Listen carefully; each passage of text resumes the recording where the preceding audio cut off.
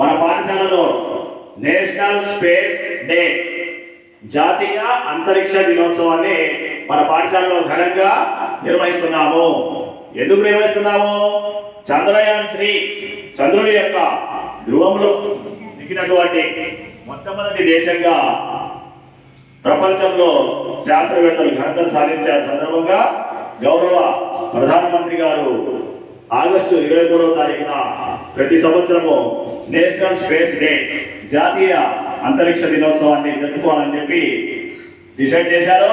ఈ సందర్భాన్ని పురస్కరించుకొని మన పాఠశాలలో ఈరోజు నేషనల్ స్పేస్ డే జాతీయ అంతరిక్ష దినోత్సవాన్ని నిర్వహిస్తున్నాము.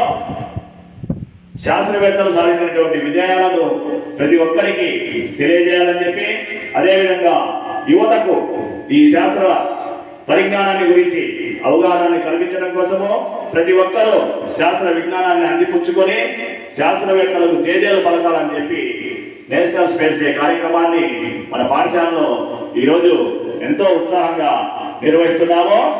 ఇస్రో శాస్త్రవేత్తలకు మనమందరము జేజేలు పలుకుతాం. ఇస్రో శాస్త్రవేత్తలు అంటే మీరు జేజేలు జై అని చెప్పండి. ఇస్రో శాస్త్రవేత్తలకు, ఇస్రో శాస్త్రవేత్తలకు, ఇస్రో శాస్త్రవేత్తలకు. Very good. చూసారా చంద్రయాన్-3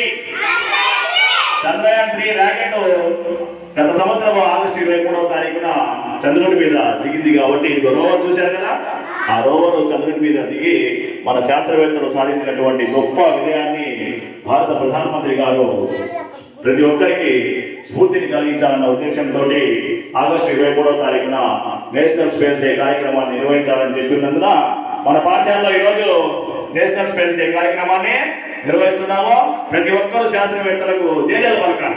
ఎందుకంటే వాళ్ళ శ్రమ, వాళ్ళ కృషి ఎంతో మనం మందిపుచ్చుకుంటున్నటువంటి శాస్త్ర విజ్ఞానాన్ని మనం పొందుతున్నాం కాబట్టి వాళ్ళకు ఒక్కసారి మనం అందరము జేజేలు పలకాలి. ఇస్రో శాస్త్రవేత్తలకు, ఇస్రో శాస్త్రవేత్తలకు, ఇస్రో శాస్త్రవేత్తలకు. Very good. Thank you.